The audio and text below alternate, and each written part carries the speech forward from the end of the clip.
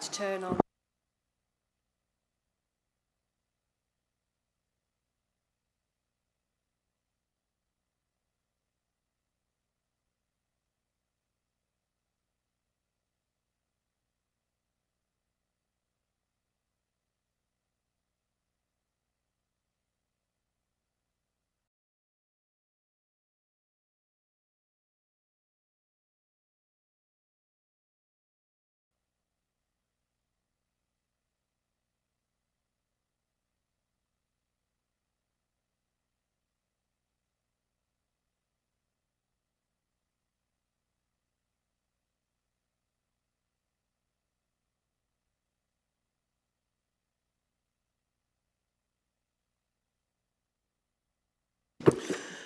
Morning everyone, and welcome to the licensing panel this morning.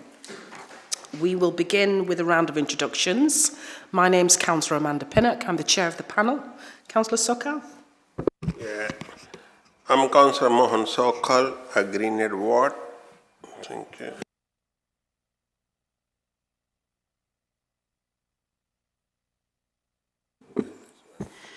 Yeah, Councillor Donna Bellamy, Home Valley North Ward. Council's legal representative? Good morning, my name is David Stickley. I'm one of the solicitors that works for Kirklees Council. I'm here to give any legal advice to the panel that they may need. The licence officer? Good morning everybody, my name's Fiona Goldsmith, I'm the group leader for licensing. Roxtrevade licensing officer. Thank you. We've got the applicant with us. Mr. Yusuf.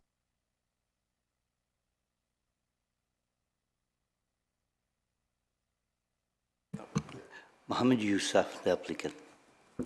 Thank you. And Mr. Mohammed? Solicitor representing the applicant, Mr. Yousaf as well. Is it Mr. Mohammed? Mohammed Ilyas Yousaf. Same surname as the applicant. Yes. What's your surname? Yes.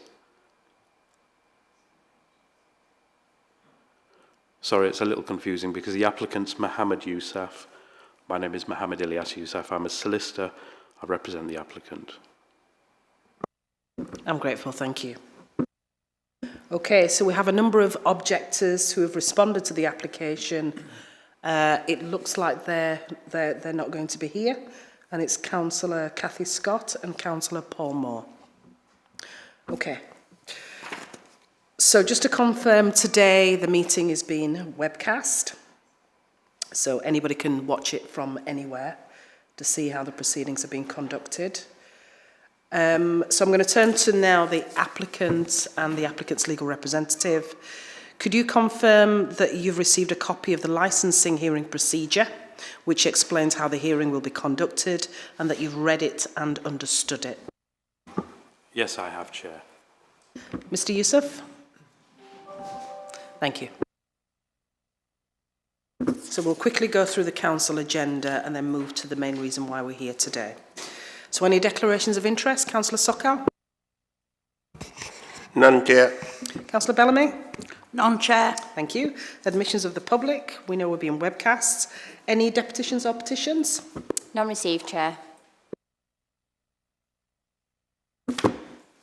Public question time. Any questions from the members of the public? None received, Chair. Okay.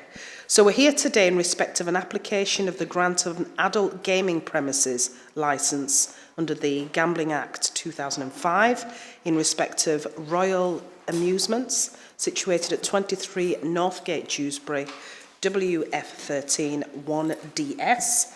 Can we begin by asking the licensing officer to outline the application, please? Of course. Good morning. So we've had an application received for the grant of an adult gaming centre premises licence, and this was received on the 13th of December 2023. Attached with the application was a local risk assessment, a local area site profile, and how the three licensing objectives will be addressed by the applicant. A copy of the application and associated documents can be seen at Appendix A, which for your reference is pages 10 to 45 of your pack. The licensing objectives for the Gambling Act are to prevent gambling from being a source of crime and disorder, being associated with crime and disorder, or being used to support crime, ensuring that gambling is conducted in a fair and open way, and protecting protecting children and other vulnerable persons from being harmed or exploited by gambling. The Gambling Commission has stated that the requirement in relation to children is explicitly to protect them from being harmed or exploited by gambling.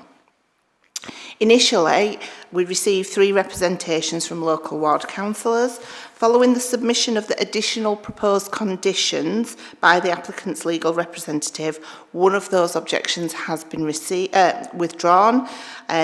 Members can find the objections at Appendix C. For your reference, it's pages 54 and 55 of your bundle, and the additional conditions can be seen at Appendix D, and that is page 58. So the Gambling Act places a legal duty on both the Gambling Commission and the licensing authorities to aim to permit gambling insofar as it's considered to be reasonably consistent with the licensing objectives. The effect of this duty is both that the Gambling Commission and licensing authorities must approach their functions in a way that seeks to regulate gambling by using their powers, for example, powers to attach conditions to licences to moderate its impact on licensing objectives rather than starting out to prevent it altogether. Section 153 of the Gambling Act provides that in exercising its functions, a licensing authority shall aim to permit the use of the premises for gambling insofar as it thinks it's in accordance with the relevant code of practice issued by the Gambling Commission, in accordance with any relevant guidance issued by the Gambling Commission, reasonably consistent with the licensing objectives, and in accordance with the authority's statement of licensing policy. In determining applications for premises licences, the Act explicitly sets out 2 principles that the licensing authorities should have regard to. These are, in deciding whether or not to grant a licence, a licensing authority must not have regard to the expected demand for gambling premises that are subject of the application, and in making a decision in respect of an application, a licensing authority should not have regard to whether or not a proposal by the applicant is likely to be permitted in accordance with law relating to planning and building. So, for example, you can't say you can't have it because there's no planning permission. Other considerations are licensing authorities should not turn down applications for premises licence where relevant objections can be dealt with through the use of conditions. In determining applications for premises licences and permits, a licensing authority may request so much information as it requires to satisfy itself that all requirements set out in the Act are met. The licensing authorities must ensure that the application is in accordance with the relevant codes of practice, the guidance issued by the Commission, the licensing objectives and the Council's own policy statement. Where concerns remain, licensing authorities may choose to attach conditions to premises licence, and as I've already made you aware, the applicant submitted some additional suggested conditions which can be found at Appendix D. Other considerations such as moral or ethical objections to gambling are not valid reasons to reject an application. In deciding to reject an application, a licensing authority should rely on reasons that demonstrate that the licensing objectives are not being met or unlikely to be met, and such objections do not relate to the licensing objectives. An authority's decision cannot be based on the dislike of gambling or general notion that it's undesirable to allow gambling premises within an area. Members are therefore asked to consider the application, the representations by the applicant and their representative, and in addition consider the additional conditions that have been submitted by the applicant and the relevance of the representations received, and decide whether they will grant the licence, refuse the licence, or grant the licence and attach conditions to it. It's a matter for you, Chair. Thank you. So we'll move to any questions. So can you just confirm whether Kirklees have received any objections or comments from any other responsible authorities? Particularly, I understand that this applicant has got other businesses elsewhere. Have we heard anything from any responsible authorities? There's been no further representations received from any of the responsible authorities under the Gambling Act, no. I don't have any more questions. Councillor Sokal? Yes, Chair, I just want to ask, because the officer said one of the ward councillor had to withdraw the objection. Can I know that? What was the objection was against the councillor from the applicant or applicant representation? Thank you for your comment. Unfortunately, because the representation was withdrawn, we couldn't attach it to the bundle, so it's not a relevant consideration for members as it was withdrawn prior to the report being submitted. Why? Yeah. There must be some reason, yeah.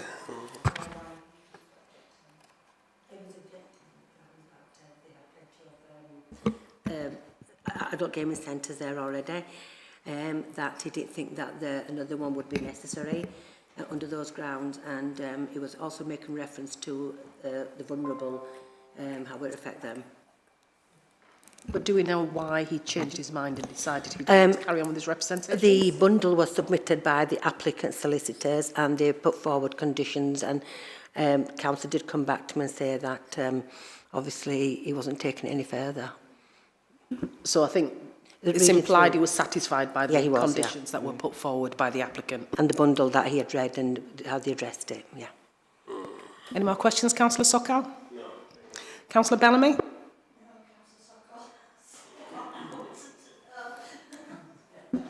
Okay, so we'll move over to the applicant's representative then. Could you please make your representations? Thank you, Chair. Can I just check with the Chair and your colleagues, have you had the opportunity of reading the bundle that we've submitted? I know it's lengthy, it went to about 90 pages. So we've all read the bundle which the council has served on us? Yes. So I don't know if that's any different to what you're referring to. But we've seen it. I've definitely read it cover to cover. Thank you. Thank you, that's very helpful. Can I just start by thanking the officers for preparing the documents for the hearing this morning. To prepare for the meeting, Chair, my client has prepared a bundle. You've confirmed that you've had sight of that bundle and read the bundle. The bundle includes a witness statement from my client, the applicant. It includes a detailed local area risk assessment, which was submitted with the application.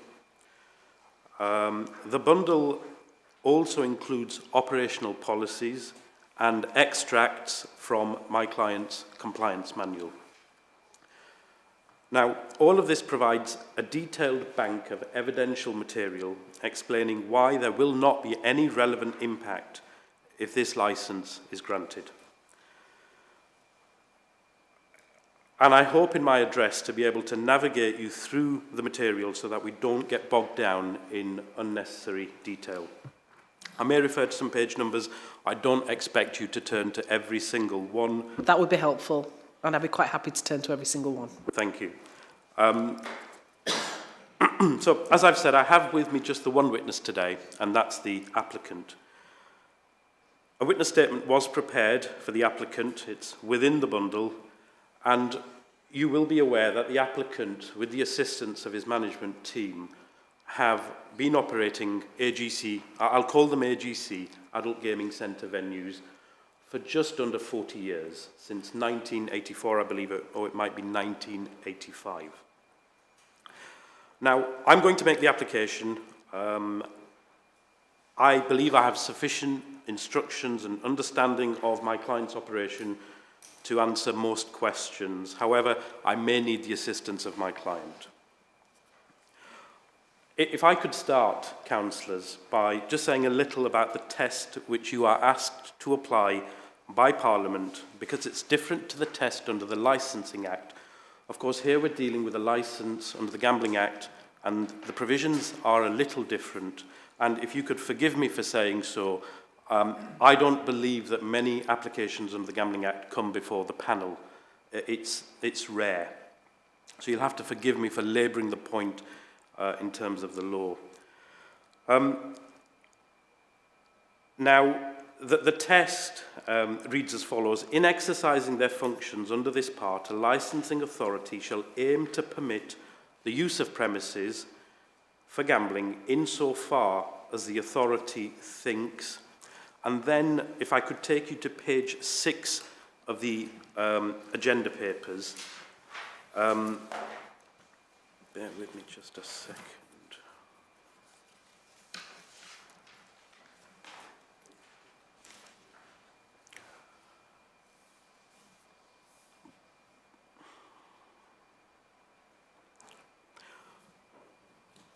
So page 6 of the agenda papers at paragraph 2.3. The Act places a legal duty on both the Commission and licensing authorities to aim to permit gambling, insofar as it is considered to be reasonably consistent with the pursuit of the licensing objectives. Now, I am going to be saying a great deal about the licensing objectives in my address. Now, like the Gambling Commission, licensing authorities are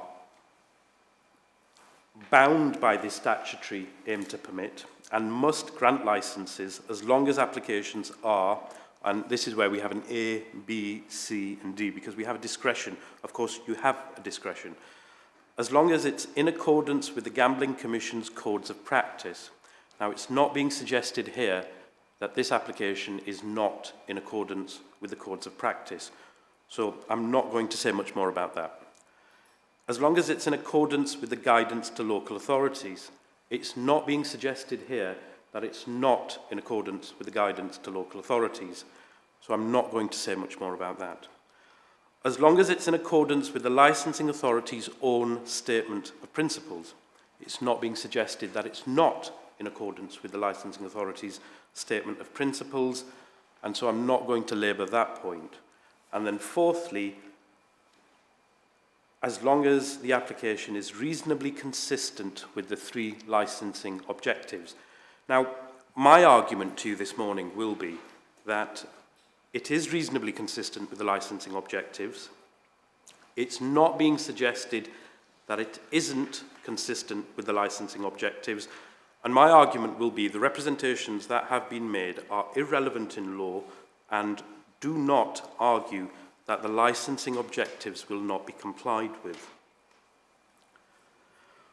I will address the panel further on this issue. Now, the aim to permit in Section 153 of the Gambling Act 2005 is explained by the Gambling Commission's guidance to licensing authorities as follows. The Act places a legal duty on licensing authorities to aim to permit gambling insofar as it's reasonably consistent with the licensing objectives. And so, as has been pointed out by your licensing officer, the effect of the duty is that you must approach your functions in a way that seeks to regulate gambling, for example, by attaching conditions to licenses to moderate any impact, rather than starting out to prevent it altogether. So that's the approach. Seek to regulate. I just want to make a number of points about Section 153. Firstly, it's a mandatory test. Now, if we look at page 82 of the applicant's bundle,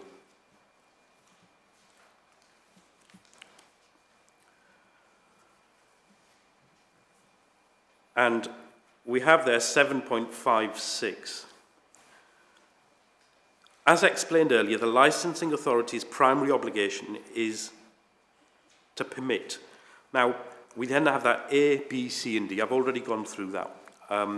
I won't go through that again, but it is there, and shall aim to permit is the wording. In my respectful submission, the authority's primary obligation is that aim to permit. It creates a presumption that you should grant the licence where there is compliance with what follows. I say there is compliance, and I say, my argument is, there isn't any suggestion that there isn't compliance. If I could ask you to turn over to page 83 of the bundle.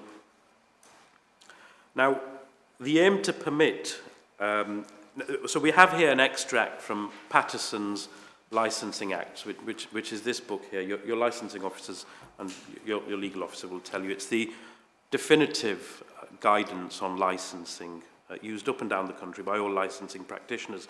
And so I read verbatim from 3/4 of the page down.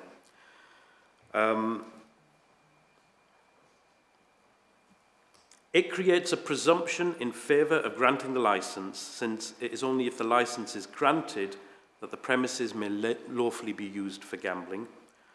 But the duty, I would say, goes further than that. The verb to aim is defined by the Oxford English Dictionary as to calculate one's course, with a view to arriving at a particular point. So what we have here is an obligation to aim to permit. I would say, and I read verbatim from Patterson's, the provision appears to place a duty on the licensing authority to exercise its function as far as is lawfully possible to achieve that position, to grant the licence and permit the use for gambling. Now, if I could take you back to page 81 of that bundle.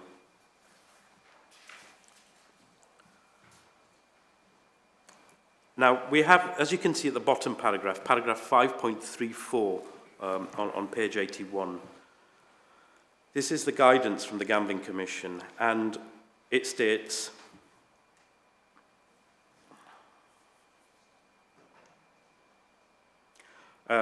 third line from bottom, where it starts with, an authority's decision cannot be based on dislike of gambling or a general notion that it is undesirable to allow gambling premises in a particular area. Now, I say that's important, and I'll come back to why I say that's important. So we can't say this isn't a particularly good area for a licence to be granted. And if there is to be a refusal, it has to be for reasons which demonstrate that the licensing objectives are not being met or are unlikely to be met. And this takes me to my next point, which is about demonstrating that the licensing objectives have not been met or will not be met.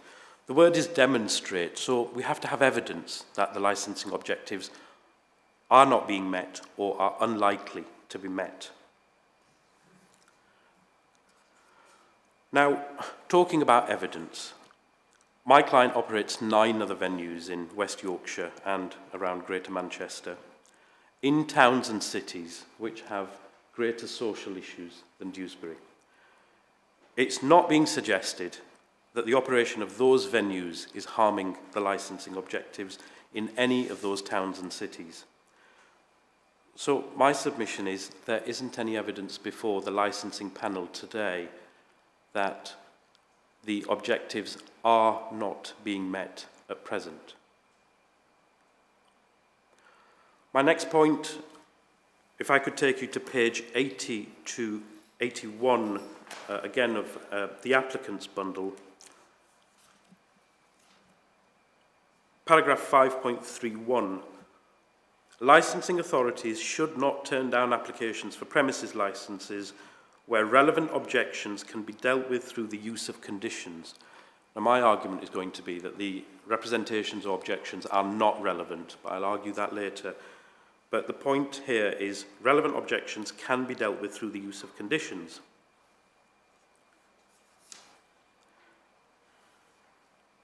Now, we have proposed a particularly robust set of conditions, and you will find them at page 58 of the agenda papers.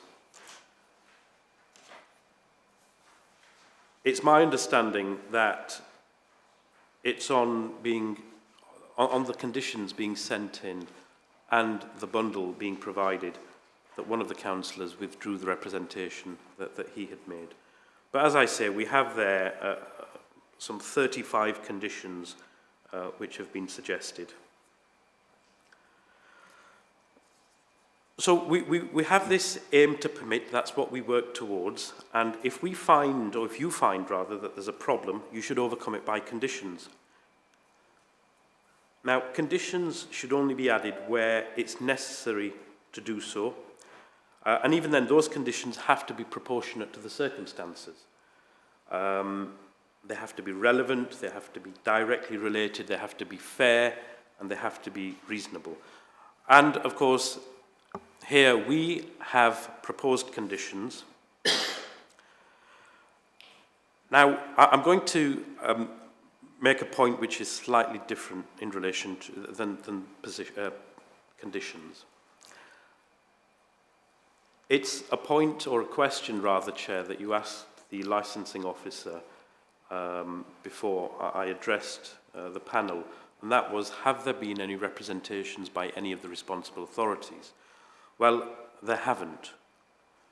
The licensing department in this local authority, and the licensing department to any local authority is often described as the guardian of the licensing objectives. And not only are they the guardian of the licensing objectives, but they are also the author of the gambling policy for any local authority. They haven't made any representations, they haven't raised any issues, they haven't objected. So my submission is that's the law, that's how it should be applied, that's how it's applied by all subcommittees up and down the country. And now that I've dealt with the law, I wonder if I could just move on to the facts of this particular application. But before I do, I just want to say a little bit about Dewsbury. Now, the local licensing authority here in Dewsbury have not initiated any licensing reviews for any of the other gambling establishments in Dewsbury. Now, I stand to be corrected if I'm wrong, but my understanding is there have not been any licensing reviews for any of the gambling establishments in Dewsbury, ever. And if I'm wrong, no, somebody will correct me. I can confirm that's correct. So, over the last 2, 3, 4 decades, all of the gambling establishments in Dewsbury have operated without any regulatory concern from the licensing authority or West Yorkshire Police. Now, this is, of course, different to the usual licensing applications that come before licensing panels, where we have alcohol being sold, children enter, they're selling illegal vapes, etc. This is a completely different industry, where there, in my respectful submission, there are not issues. And, of course, it's evidenced by the fact that there haven't been any issues in Dewsbury because the licensing authority has not, West Yorkshire Police have not initiated any reviews. So, as a matter of fact, there isn't any evidence before the subcommittee, before the licensing panel, that any of the other premises are harming the licensing objectives. And in my respectful submission, there's no reason, therefore, to think or to suggest that this proposed licence, if granted, will cause any concern than the concern that there might be about any of the other gambling premises. And of course, not only have there not been any reviews of the other gambling premises in Dewsbury, none of the licences have been revoked either. Now, my client is a competent operator. There isn't any suggestion that he isn't. There isn't any argument that he isn't. The premises are suitable for the purpose. Again, there isn't any suggestion that the premises are not suitable. And the provision of gambling, I would say, is not adverse to the licensing objectives. My client is licensed by the Gambling Commission. He holds an operator's license, and he's held one since the Gambling Commission came into existence about 20 years ago. Of course, he's held licenses with other local authorities since 1984/1985. So his suitability to be granted a premises licence is not in question before the licensing panel today. The product that is to be offered in the premises, that is not in question. He has in place established and detailed systems, procedures, policies, controls and audits which provide a safe, welcoming and friendly environment for customers whilst actively promoting the licensing objectives.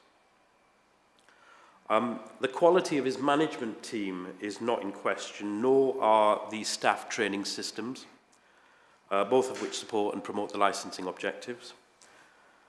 Now, the other venues that my client has licenses for, they run to a standard of excellence. Now, the bundle makes reference to 9 other AGC licenses. It may make, I believe it does. Now, at the time the application was made in December, there were nine licenses. Since then, 2 further licenses have been granted by Rochdale and Rotherham Council, unconditional licenses, I believe, granted under delegated powers of the licensing authority without any conditions. The applicant has, he hasn't ever experienced a license review, let alone a revocation, in 40 years of operation. Now, you may wonder why that is. Well, it's because he plans this operation thoroughly. The business trains the staff appropriately. If there are any issues, any potential issues, they are identified locally at the outset, and sometimes once the operation has started. And if liaison is required with responsible authorities, for example, the licensing department or the police, then of course my client or his management team work with the responsible authorities to iron out any issues.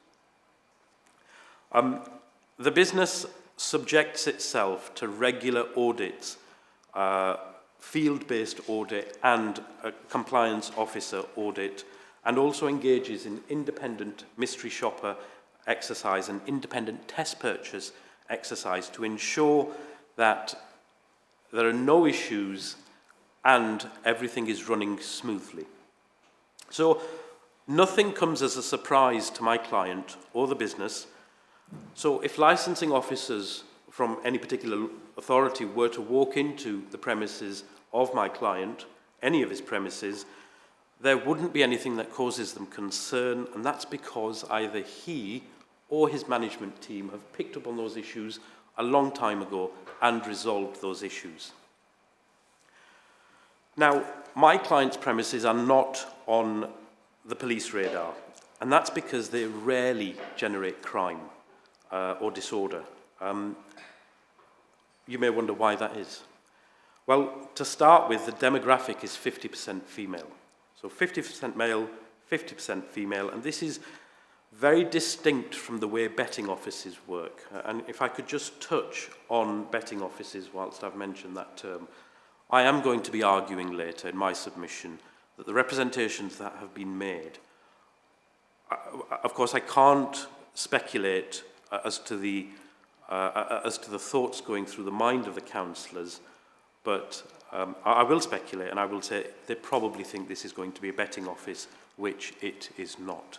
It's an adult gaming centre, which is completely different, and of course I've dealt with that in my written submissions. Now, if I could ask you to turn to page 71 to 78 of our bundle. These are observations that were conducted by Darryl Butterworth, a former licensing lead in Greater Manchester and former police inspector with 30 years of experience in Greater Manchester. And he, in October of last year, attended outside 3 of my client's premises in Bradford, Oldham and Halifax, and he prepared some logs. Now, if I could just take you very briefly to page 71. So if we look at the log, we see, if we look at the time down the left-hand side, 1340, female 60 plus enters, 1347, male 50 plus enters with a walking stick, 1408, female 60 plus, Pulling a wheeled shopping trolley enters, 1409, male 55 plus enters, 1416, female 60 plus enters. Now, I could take you through that, but you can see from those logs, these are not premises where you have, and I don't mean to be ageist when I say this, but we don't have young people causing trouble. These are mature members of the public, 50% female, 50% male, and that's why there aren't any problems with crime and disorder. Now, the surroundings, the premises themselves are comfortable, they are spotlessly clean, they're well decorated, they are carpeted, there is fresh tea and coffee and snacks for the customers. So, unlike in a betting office where you have the staff behind a counter, behind a thick piece of glass, taking money and paying out bets, that's not what happens in an adult gaming centre. In an adult gaming centre, we have staff members that walk the floor, speak to customers, are in a uniform, and they interact with the customers, speak to them, and the customers know them and they know the customers. The numbers that attend are low, usually only a small handful, so it's easy to supervise. Players sometimes come in alone or perhaps in couples. They play the machines for a while, they'll have a cup of tea, they'll wander out again. You will not get loitering or disorder outside my client's premises. Staff are trained to actively monitor the exterior, and CCTV is deployed inside and out. So if there were any incidents, they would be spotted immediately by the staff. They'd be logged and they would be reviewed at a senior level. Now, as I've already pointed out, we know West Yorkshire Police have no issue with this application. And I labour these points simply because of the nature of the representations that have been made.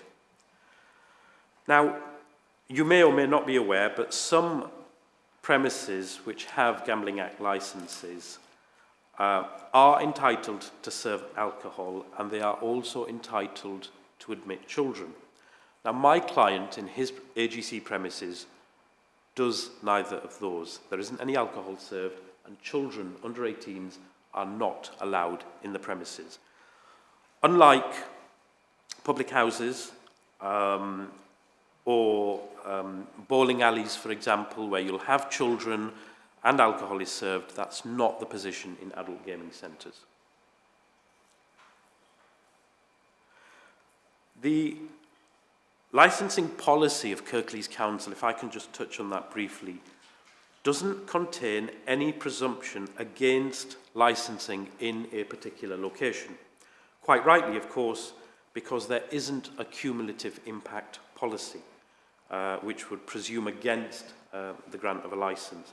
It's a merits-based policy, no different to other policies up and down the country. Now, if this licence is granted, my client will be subject to extensive legal obligations. So he'll be subject to the Gambling Commission's Licence, Conditions, Codes and Practice. It's a particularly long document, runs for around 100 pages. He'll also be subject to the mandatory and default conditions which are imposed by the government on all AGC premises. They can be found at page 48 to 49 of the bundle. And again, if I could take you there. So page 48 and 49 of the bundle is the mandatory and default conditions regulations 2007. There are 4 conditions in there. For example, there has to be a notice outside that nobody under the age of 18 is permitted to enter.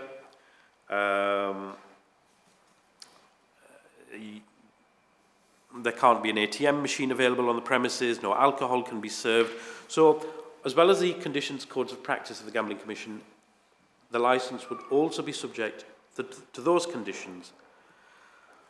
Now, we have also proposed a further 35 conditions, and I'll touch on those shortly. They have been proposed in an attempt to deal with the representations that have been made. In my respectful submission, it is entirely an overkill. However, we have proposed those conditions to the panel. We also then have the requirements, if the licence is granted, in relation to the content of the machines and the stake and prizes limits. Now, these are set by Parliament, carefully calibrated by Parliament to ensure that vulnerable people are protected. And of course, we then have the operational standards that my client adheres to ensure that the licensing objectives are met. Those operational standards you can find at pages 50 to 51 of the bundle. And if I could just take you to pages 50 to 51, we have a 2-page document which sets out his operational standards overview, and it is just an overview. Now, because of the nature of the representations, I just want to deal with 2 issues. Firstly, children, and secondly, vulnerability. Now, my client's premises are extremely unattractive to children. They are not seaside arcades. There are not loud noises and flashing lights, which would be attractive to children like you find in a seaside arcade. There aren't any pinball machines, penny folds, racing cars, any of those type of things where children are sometimes taken by mum and dad to the seaside or by a parent or a grandparent. So we don't have any of that in my client's premises. There would be no reason for an under 18 to walk into my client's premises, but if an under 18 did walk in, they would stick out like a sore thumb, they would be spotted immediately, and they would be quickly ejected. So it's unattractive to children, it's not marketed to children, and there are rules around advertising gambling premises which state that they must not be advertised in a way which is attractive to children. And my client complies with those rules to the letter of the law, partly because it would incur criminal liabilities if he didn't, and also because he would lose his operating licence with the Gambling Commission, and he'd have to shut down the entire operation across the entire estate if a child was discovered in his premises. We haven't had that problem over 40 years. He has no intention to start now. Now, children cannot see into my client's premises. Now, this is different to betting shops on the local high street. Councillors, you may have seen or walked past betting shops, and you can see into a betting shop. Children can see in. That's not the position with my client's venues. You can't see into the venue. And of course, it's different to a newsagent where you have national lottery terminals which are visible to children. So the position for my client's venues is entirely different. There will be prominently displayed signage on the outside of the premises explaining that there is a Challenge 25 scheme in operation. Now, this has been successful and it's worked for my client across all of his other premises over the last 40 years.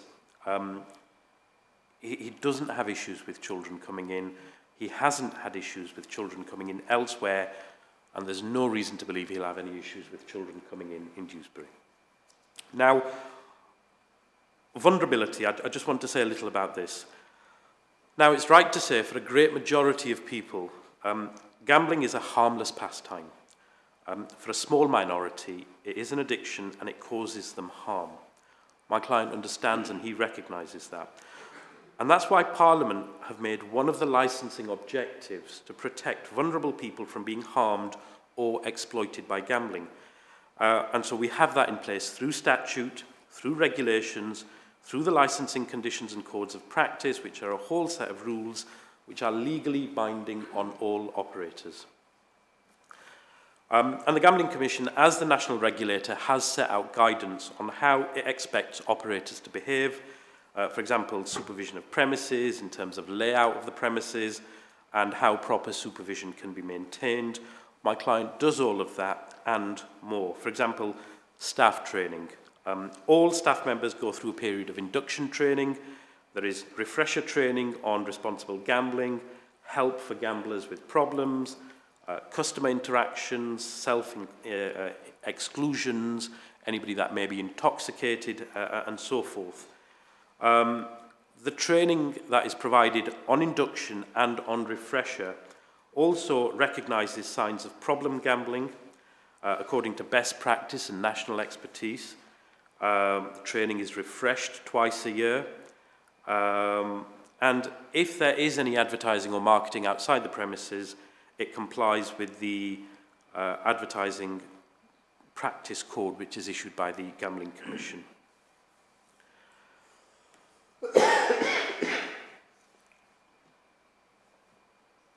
There are customer posters and leaflets which deal with staying in control and explaining to customers, players, that gambling is not an investment, and if they aren't enjoying it, they must stop, and signposting them to where they can find assistance with problem gambling.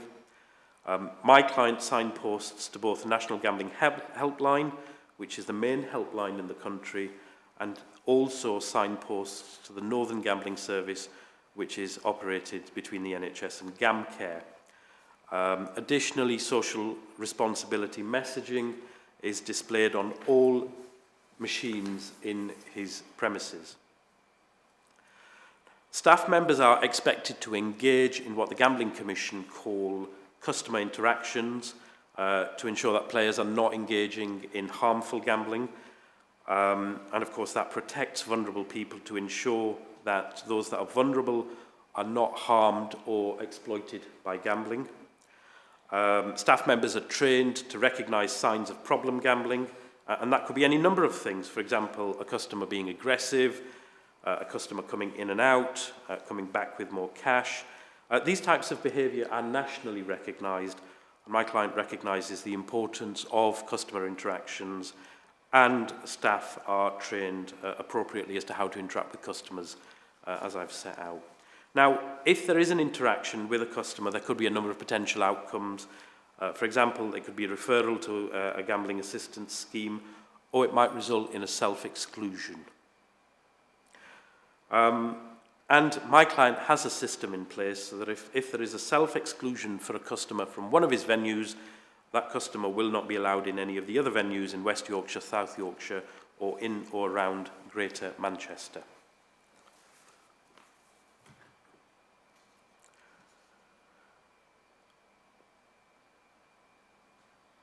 Should we take a pause there for some questions? Well, I only have, of course, I have a couple of more points to make, but yes, of course, I'm more than happy to answer some questions. Okay. I'll turn to my colleagues. Councillor Sokal, any questions? Yeah. Chair, I know you have said your client got a experience, 40-year experience. Yes. You already operating some gambling license on premise in other towns and or cities.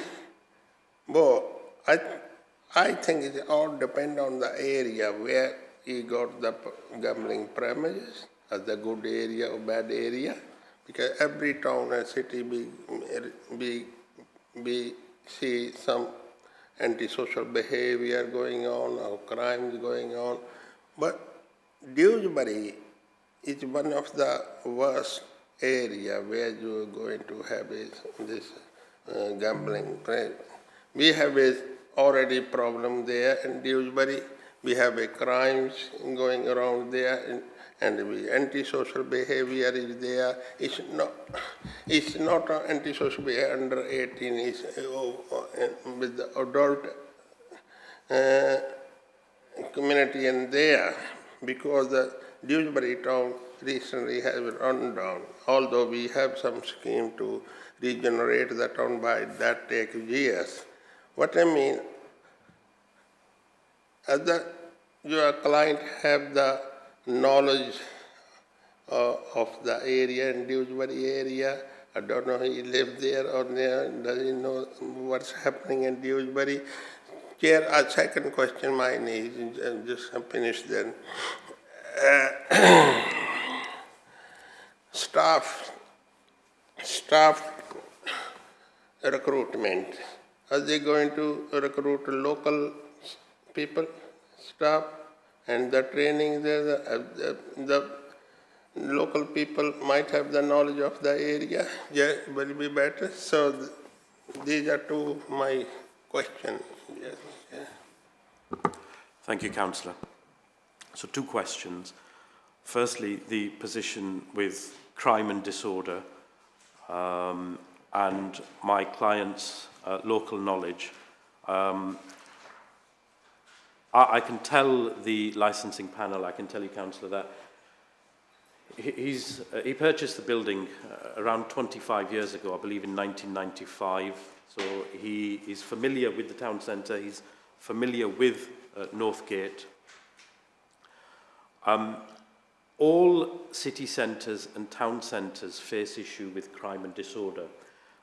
In my respectful submission, it's not gambling premises that create that crime and disorder. It's general crime and disorder because it's a city centre or a town centre. So, for example, my client has operated in Bradford, Leeds, Halifax, Castleford, Wakefield, Oldham, and those are bigger towns and cities than Dewsbury, with greater and higher levels of crime and disorder, and the premises haven't had any issues with crime and disorder because the demographic of the customer, as I've pointed out when I was going through the logs, the observation logs, the demographic of the customer are predominantly those over 40, a mixture of men and women, very much like a bingo premises, where you have older people that use them rather than younger people. So it's not, these premises are not associated with crime and disorder. And in my respectful submission, if they were, we'd have representations from West Yorkshire Police. We don't, and I say the reason we don't is because West Yorkshire Police are aware that AGC venues, and my clients specifically, don't have any issues with crime and disorder. Moving on to your second point, staff are always recruited locally. So the staff at these premises, if the licence were to be granted, would be recruited from Dewsbury, just like at the other premises that he's had granted. He'll recruit locally for his Rochdale premises in Rochdale, for the Rotherham premises in Rotherham, for Sheffield premises in Sheffield. That's always the way it's worked for him to recruit locally, because those local staff members are aware of local issues, will be able to interact better with local members of the public. So certainly it's always been the case that he has recruited from the town or city. It's unusual to find, well, certainly it's not his practice, but I would say it's unusual to recruit from another town or city for a particular town or city because employees, prospective employees, don't like travelling from one town to another. I hope that addresses both of your questions, Councillor. If it doesn't, I will, of course, try and address any further concerns that you have. Okay, Councillor Bellamy? Yeah, thank you, Chair. My question's a bit about, you said there was a 50-50 split with customers between male and female. What's the split on sort of staff is one of them? Is that similar, you know, do you have both male and female staff? And my other thought was, you mentioned that you have mystery shoppers and that sort of thing going in, but how much would the staff actually be aware that they are going to attend? Because obviously somebody knows because somebody's booked them. So I just, you know, is it really an absolute mystery to the staff? Thank you. Thank you, Councillor. So your first question about the demographic of the staffing levels of male and female. In almost all of his premises, the staff are female. I don't believe there are any male staff that are floor walkers on the floors, on the shop floor. It tells me the engineers are predominantly male, but on the shop floor, it's predominantly female. I don't know why that is, but it certainly tells me that there can't be issues with crime and disorder. These are not the types of venues where you would have security guards at the door or big bulky men walking around, because of course that's not the demographic of customers that's attracted. Forgive me, Councillor, your second question was? About Mr. Shopper's. Of course. That's arranged at management level. So it would be arranged at headquarters, and staff wouldn't be made aware of a mystery shopper. Otherwise, of course, it defies the object of a mystery shopper. So it's arranged at management level, at headquarters, and it certainly is not passed on to staff. Because, as I've said, of course, it defies the object. Licensing officer? Sorry, just a clarification, if that's possible, following on from Councillor Stockhill's question. I just wanted to clarify that the two representations received do not actually refer to antisocial behaviour or crime and disorder. And there has been no evidence submitted to suggest that that is a problem in the area. And as the solicitor has stated, there has been no objection from West Yorkshire Police. Okay. Can I say, as a local councillor, I've been on the council nearly over 35 years. I know the Dewsbury, I know the Huddersfield area. I know there is no evidence, didn't put it here. We have to accept there is a problem, antisocial behavior disorder in Dewsbury, yeah? And there's crime rising there. I know the crimes have said West Yorkshire Police will be there, around there. West Police have very limited resources. They can't be everywhere to run over there. So it's not depend on the applicant, how he will run. Thank you. Thank you, Councillor Sokol. I think to confirm sort of the situation and the information that's been provided and what's been discussed today, I think it's been quite helpful that Mr. Youssef has provided a local risk assessment. So a lot of what he's talked about today is already in the local risk assessment. And as part of that assessment, he has talked about crime and antisocial behaviour, which I found really useful. But I think what the council, the licensing officer is getting at is the objections. The reason why we're here is because of the objections raised by two ward colleagues.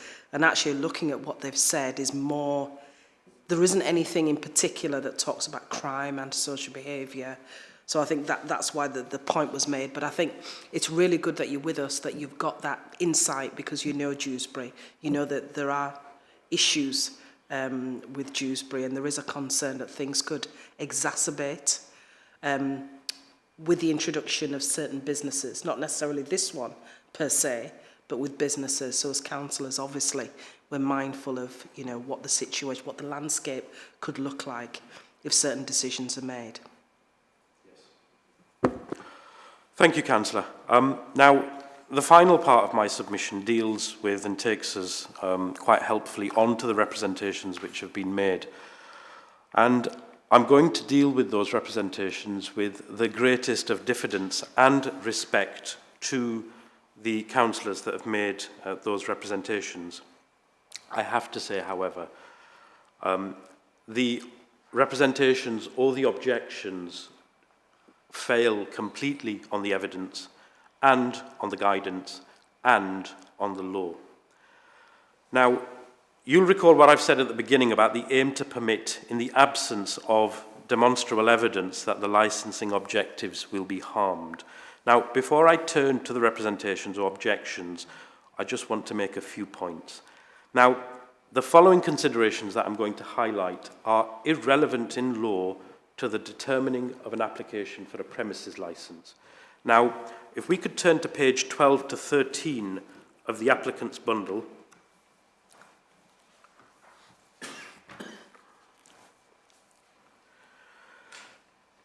Now, these are my written submissions, and F at the bottom states, conversely, the following considerations are in law irrelevant to the determination of an application for a premises licence.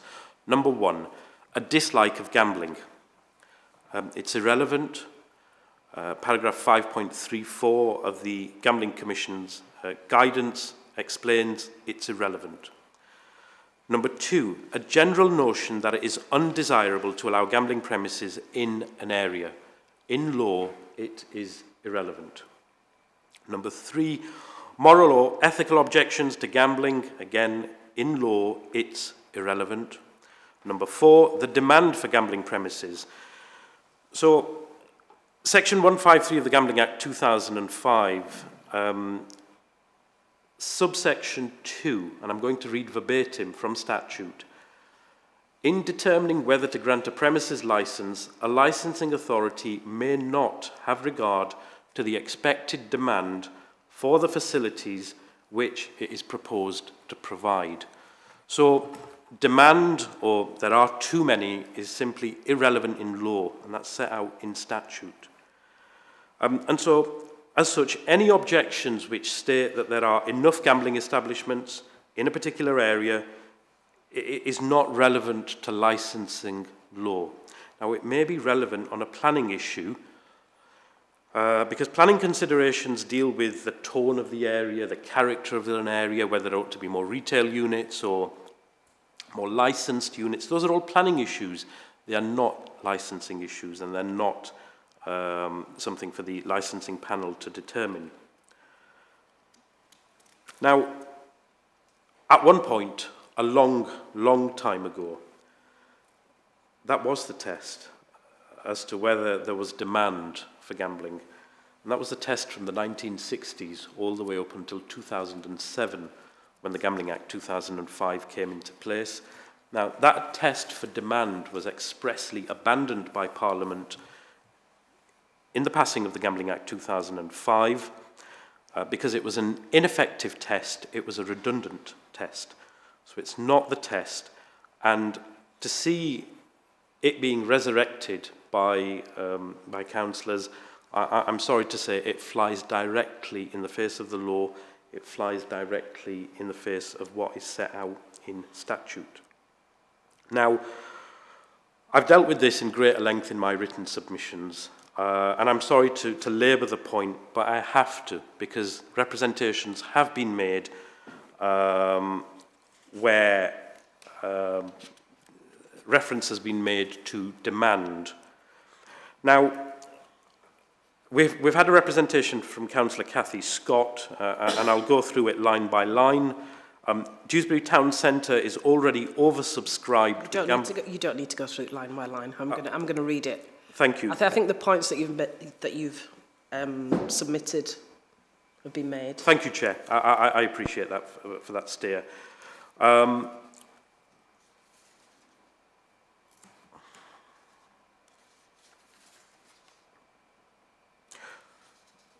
saved me about 2 pages of oral submissions.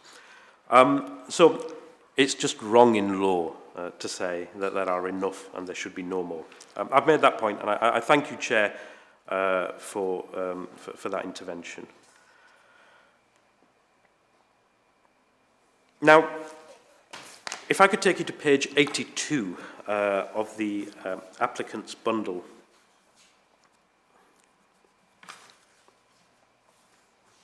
Apologies, page 83 of the applicant's bundle.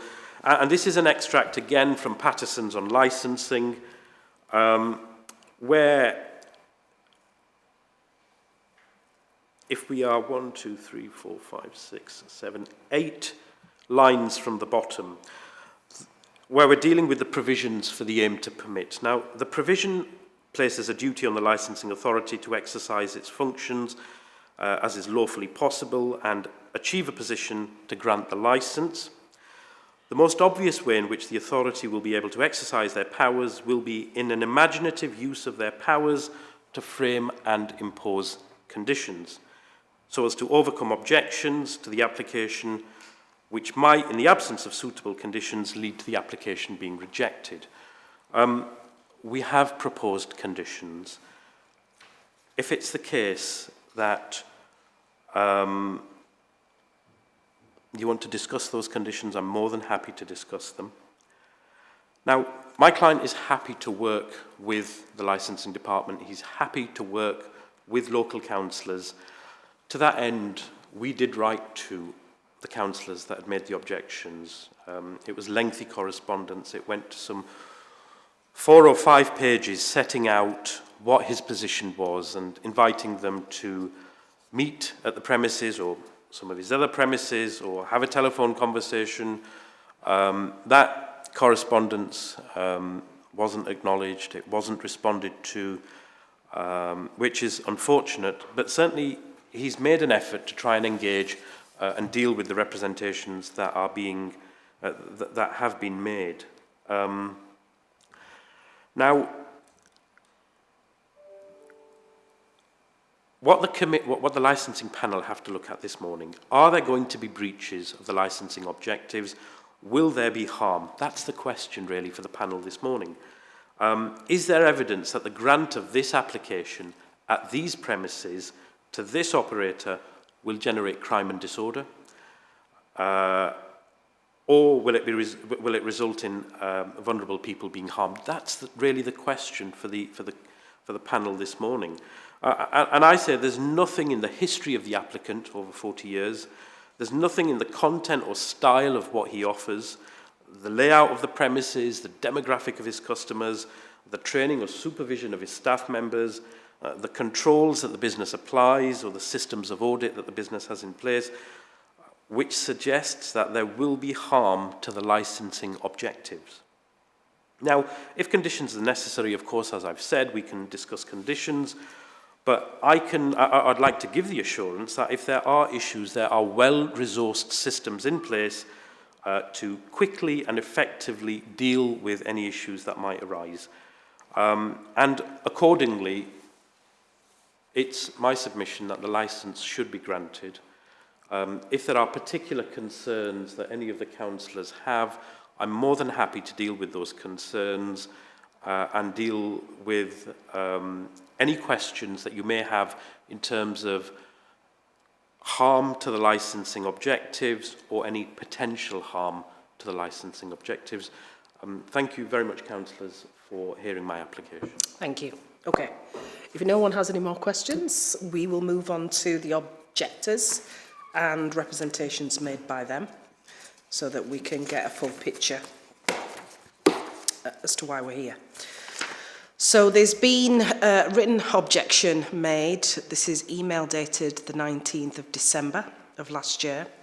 And the subject matter was opposition to grant application for gaming licence, Dewsbury Town Hall. And it was an email sent to the licensing officer from Councillor Cathy Scott. I hope this email finds you well. I am writing to express my strongest opposition to the recent application for a gambling licence submitted by Liberty Solicitors on behalf of their client. Whilst acknowledging the merits outlined in the application, I must emphasise that Dewsbury Town Centre is already oversubscribed with gambling venues. As a local authority and a ward councillor, our primary focus is addressing the health, inequalities and vulnerabilities of residents. The proposed site is in close proximity to residents in Dewsbury Town Centre, and issuing another licence for this type of premises would be counterproductive to our ongoing efforts. Our town centre's regeneration plan revolves around creating a family-orientated, safe environment. I am concerned that approving another gambling licence would not align with our blueprint and might compromise the crucial values we aim to instil in the community and impact on future investment. Whilst I understand that Liberty Solicitors have provided detailed explanations on how the licensing objectives would be addressed, and that the applicant holds an operating licence for the Gambling Commission, I believe it is crucial to consider the existing strain on our town centre and the well-being of its residents. I appreciate your consideration of this matter, and I kindly request that my opposition be taken into account during the evaluation process. If needed, I am willing to discuss this application further to provide additional context to my concerns and appear at committee. So that's from Councillor Scott, and then we have one from Councillor Paul Moore, who also who's opposing the application. In addition to the existing betting shops, we have 2 amusement arcades, one of which is open until 4 a.m. next to the Wellington Tavern, and the former Bright House building now being open 24 hours. I'm unsure why we need another. So that's from Councillor Paul Moore. Unfortunately, the councillors are not with us today, so we're not able to ask questions or obtain any further detail from the councillors in that respect.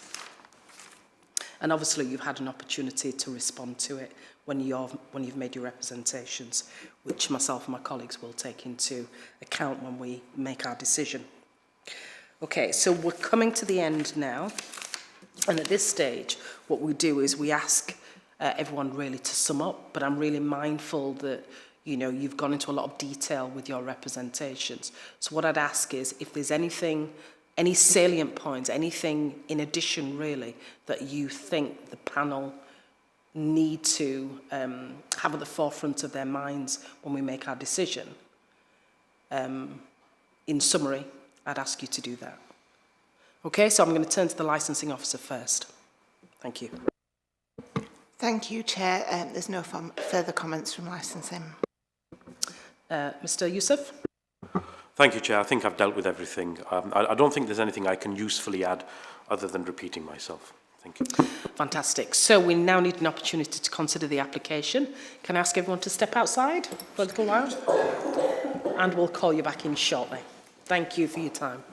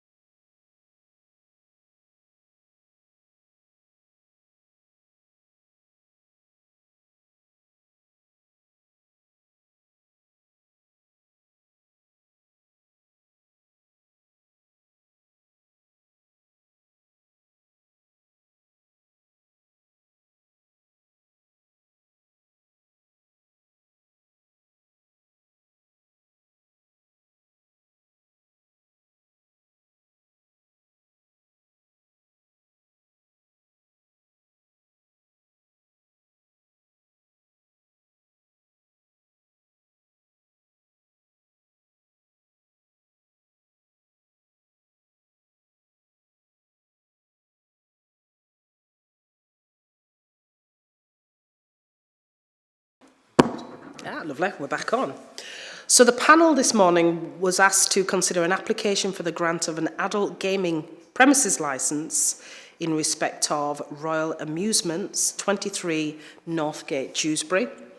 We heard representations today from all concerned and information from ward councillors raising various objections to the application.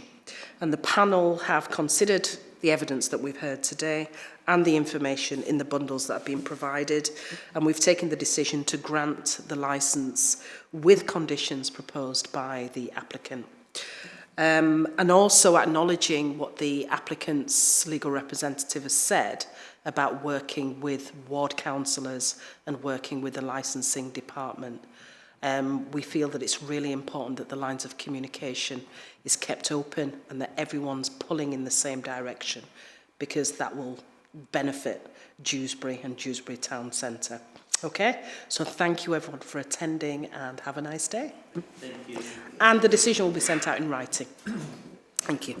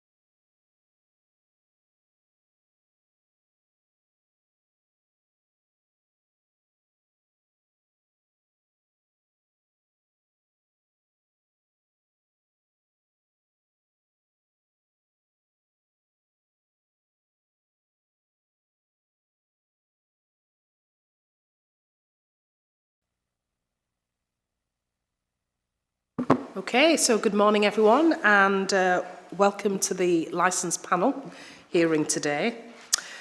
We will begin with a round of introductions. So my name is Councillor Amanda Pinnock. I'm the chair of the panel. Councillor Sokal. Councillor Mohan Sokal, Greenwood Ward. Councillor Donna Bellamy, Home Valley North Ward. Council's legal representative. Yeah, my name's David Stickley. I'm one of the solicitors that works for Kirklees Council. I'm here to assist the council with any legal advice they may need. Licensing officer.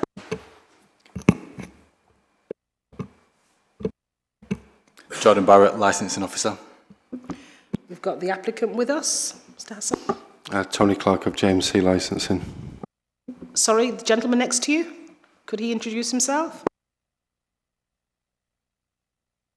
Rayman Hassan. Thank you. And then we've got the the applicant's representative. Tony Clark.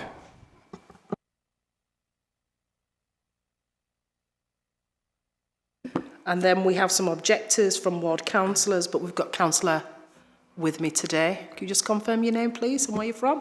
Councillor Amar Anwar, Dewsbury Westwood. Thank you.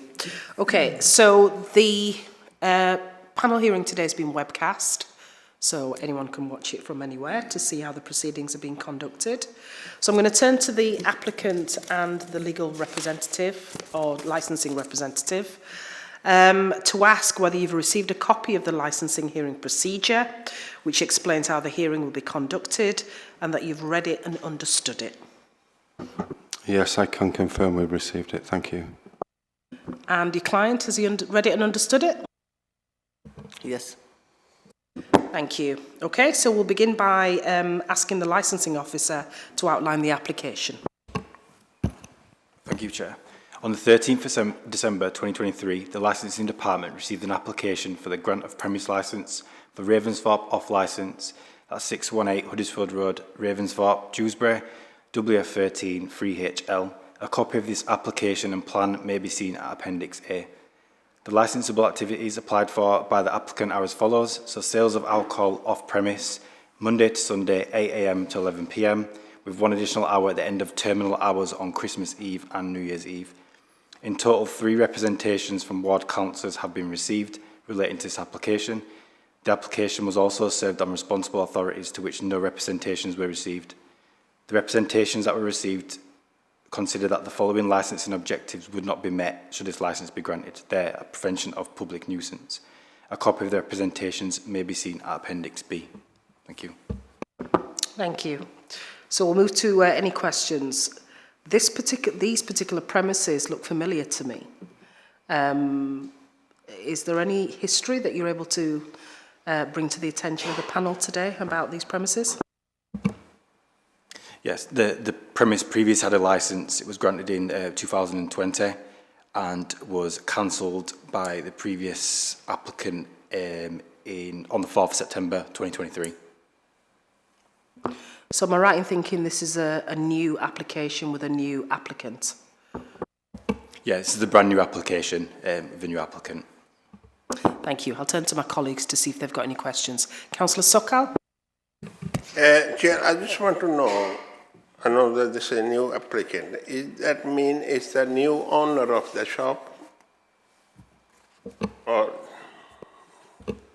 Yeah, it's a new owner. Yeah. So so it's a new person that's taken over and applied for this new licence. It's nothing to do with presume it's nothing to do with the old people that ran the business. The previous one? Yeah. Yes, thank you. Yeah, okay, thanks, sorry. Councillor Bellamy? Yeah, you've just said it's a new applicant. However, does that actually mean that it's somebody new that owns the premises, or do they actually rent the premises off the one before, sort of thing? I'm not sure. I'm assuming we'll find out that information when we get round to hearing representations. Okay, so Mr. Clark, who's representing the applicant, could you make your representations, please? Thank you. Good morning, everyone. My name is Tony Clark and I am a licensing consultant for JMC Licensing, and we are here today to assist our client Mr Hassan with his business plan to open his new shop in Dewsbury. One of the main principles of all our applications is to ensure that all premises licence applications submitted fully support the licensing objectives. We believe that we have satisfied that criteria in the operating schedule. The premise is situated on a main road, and has a large bush shelter right outside the front door. It is almost the same length as the shop front. The shop itself is only 10 square metres inside. It's a very small shop. The road is a busy route to Wakefield. As you probably know, it's main road, Huddersfield Road. There are many retail businesses on both sides of the road. Beside the shop, or behind the shop, there is a gymnasium. There's 2 takeaways, an Xbox games, snooker venue. There's a restaurant which is currently in process of being built at the moment next door to the premises, which will open soon. I don't know if this premises has a licence, but I'm assuming they will probably apply for one. And there's also a massage parlour behind the premises. It's a busy area in the day and in the evening. In preparation of the application, we were guided by several policies, including the Kirklees Council SOLP and the latest Secretary of State's revised guidance under Section 182 of the Act, to fully ensure that full consideration was given to the 4 licensing objectives and that all our proposed conditions were robust, legally enforceable and sufficiently in line with the main principles of the SOLP.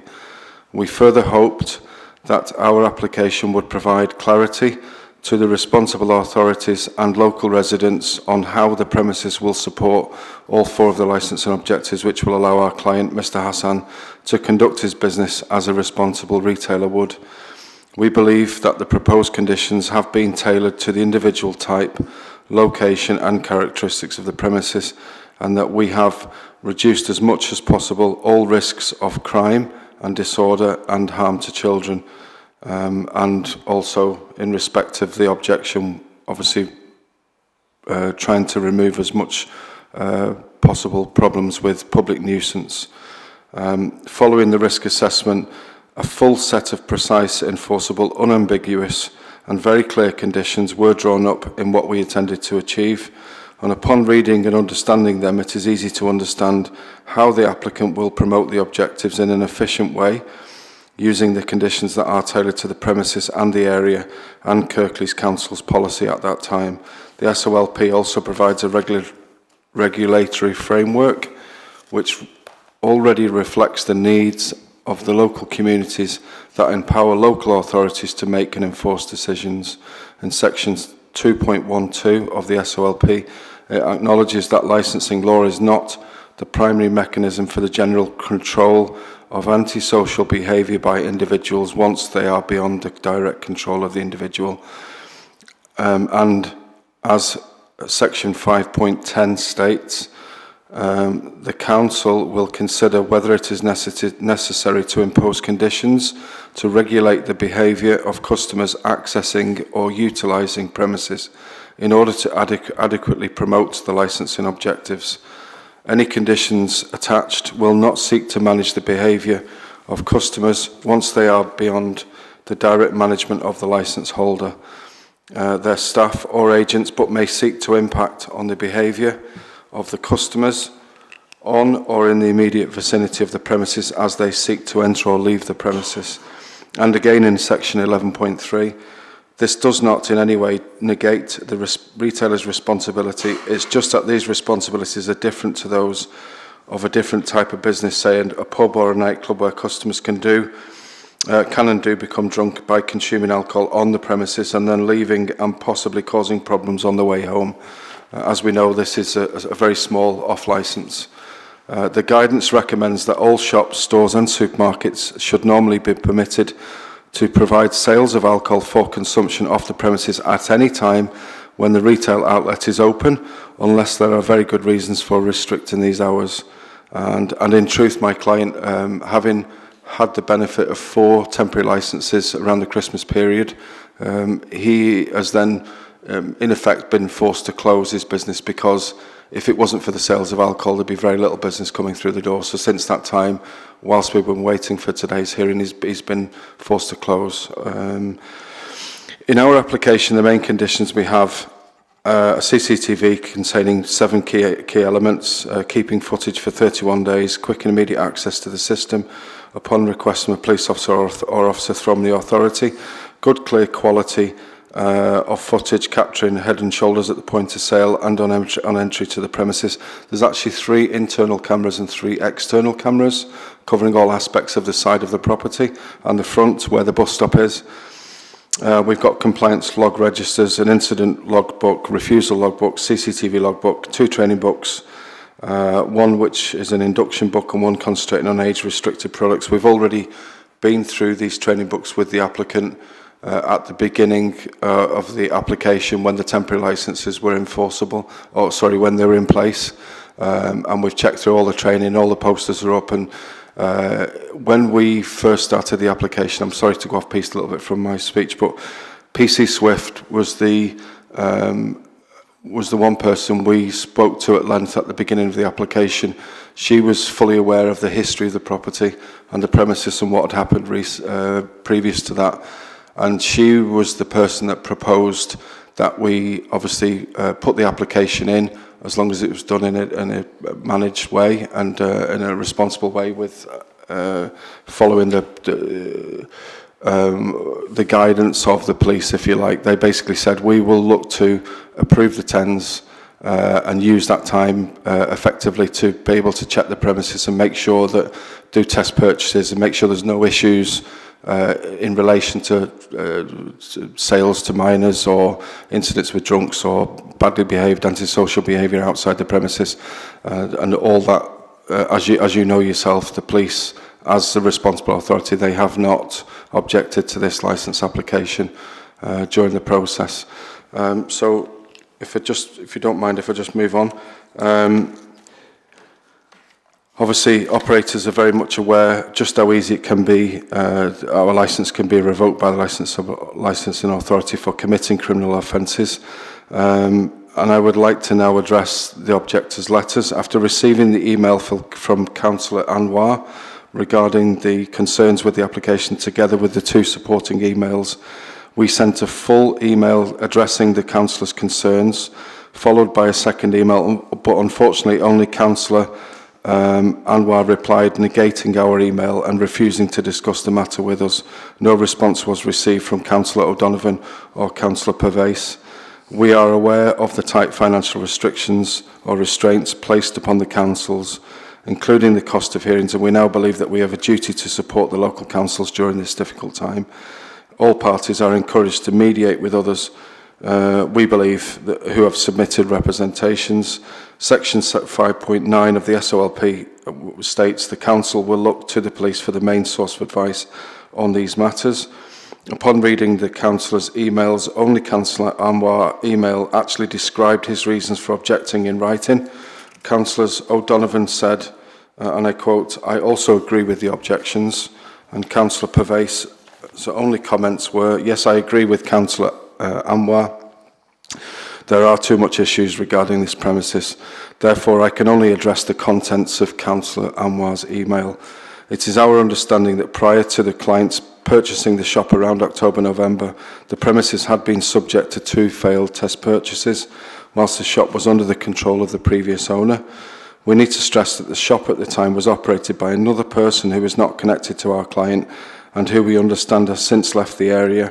That owner was quite upset at what he found was a lapse of judgment by one of his members of staff at the time, and then quickly went to surrender the licence.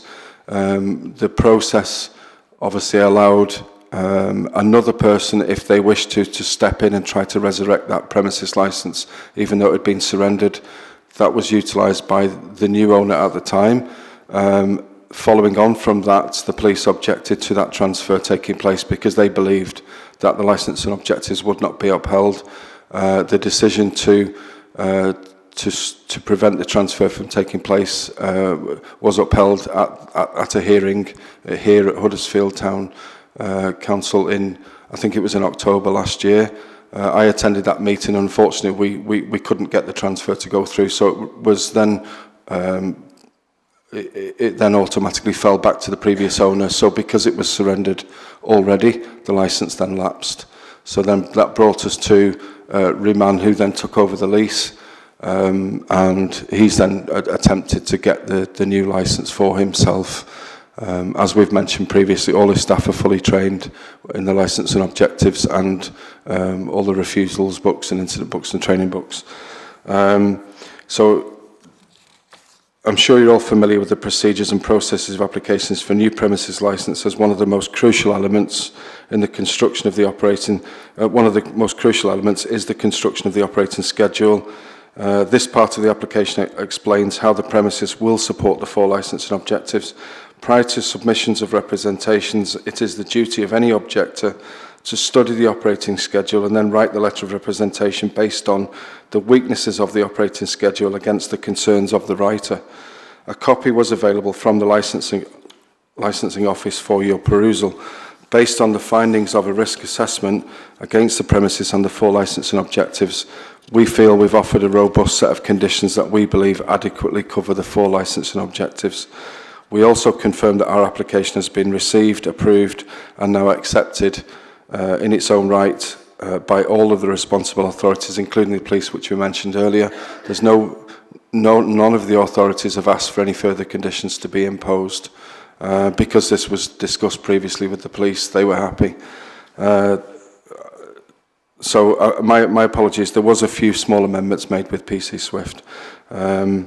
So as you're probably aware by now, the test purchase operation was carried out by the police, and it was fully involved with the previous owners, so the police are fully aware of any possible adverse history with the shop.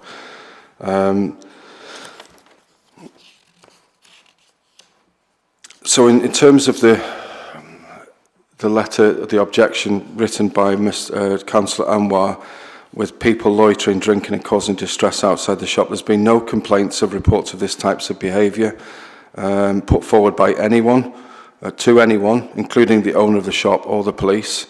The police haven't asked for any CCTV footage for any disturbances.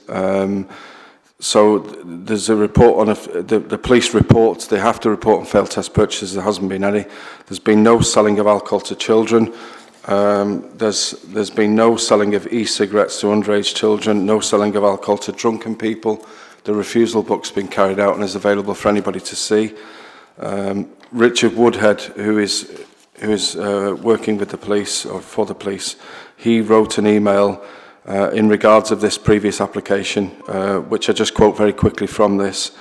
He was talking about the test purchase that was carried out previous to this, to the new owner taking over. And he mentioned that there was a member of staff working for him at the time who was Eastern European, and she was just a lapse in concentration on the day. She obviously made a stupid error. She sold to a child. That person was doing a test purchase. And then he went in and discussed it with the person. They called upon the owner at the time, who wasn't available, and then the licence was surrendered. As we know, a shop is bricks and mortar and cannot commit offences. It is the owner, the supervision, or the supervisor, or the staff that commit crimes, and not the shop. As I reiterate, the old owners have gone. This is a new application for a new applicant, and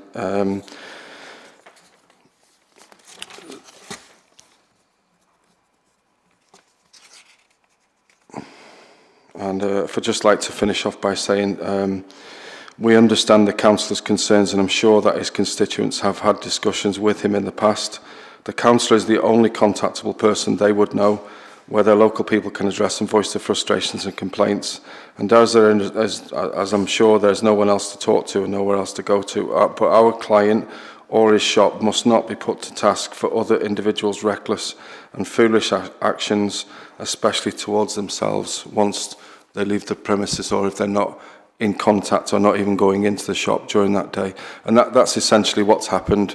People have been using this bus stop, whether it be people who want to cause antisocial behaviour or just happen to do that, whether they're drunks. They've been standing in front of the shop during different times of the day and the evening, and then because simply of the location of that bus stop, my client has then been put to task over this, and I don't think that's fair. I'll leave it for now. Any questions? Thank you. Okay, thank you so much for your representations. So we'll move to questions. So I have a couple. Could you tell us a little bit about Mr. Hassan? Who is Mr. Hassan? What's his background? Has he got any experience in this area? Yeah, he's relatively new to the trade, but he has been working in other shops that haven't been selling alcohol over the last couple of years. But this is all he wants to do. He doesn't have any other business that he wants to get involved in. So, yeah, he's relatively new, I would say. Okay, and when did he take over the lease? So it was October 2023.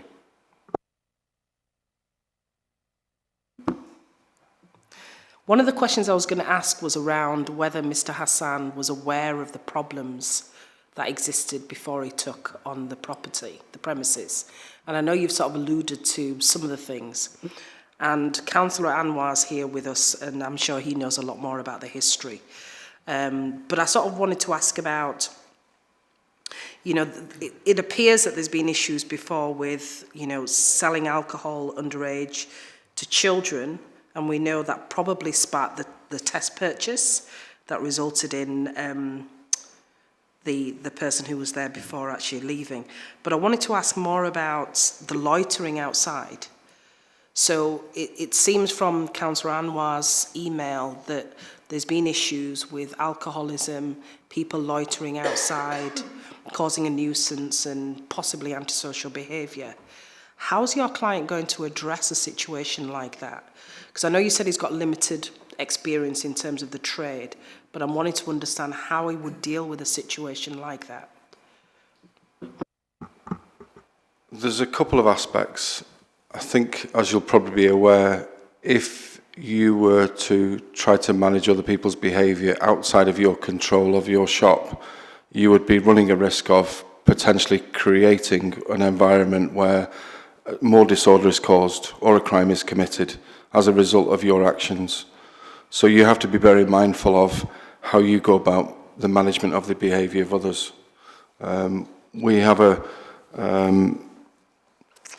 condition in the licence. I've not got the licence with me, I do apologise, but I'm pretty sure that it's inside this licence where it says that people of more, if there's a group of more than 3 people outside the immediate vicinity of the premises, then they'll be asked to leave. But I don't believe there's much more you can do physically apart from ask people to leave the area or leave the shop front. We're not talking about the direct vicinity outside the shop. This is a bus stop which is 3, 4, 5 metres away from the shop front. But unfortunately the council placed this bus shelter in this position. We can't change that. I'm sure it's not the only bus shelter where people want to get out of the cold, get out of the rain, get out of the wind and stay there, talk to each other whilst they're, and potentially they could be just waiting for a bus. It doesn't mean anybody who's there is causing trouble. And it doesn't mean that because the bus shelter's there, they're always going to use it. And it doesn't also mean that everybody who uses that bus shelter is going to cause trouble.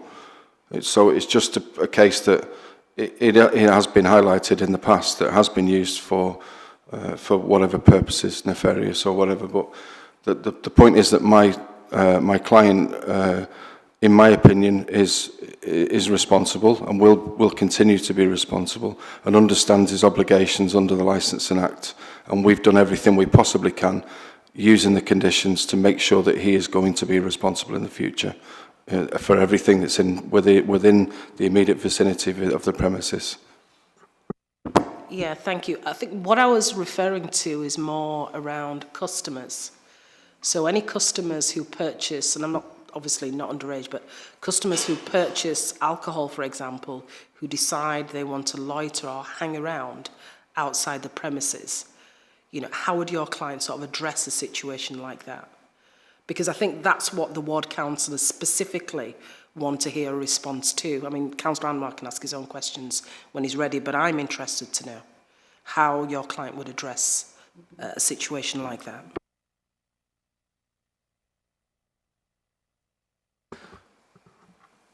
I think, first of all, there is a management policy which states that you will refuse the sales of service of alcohol to any person who is drunk or appears to be drunk, and obviously it's against the law anyway.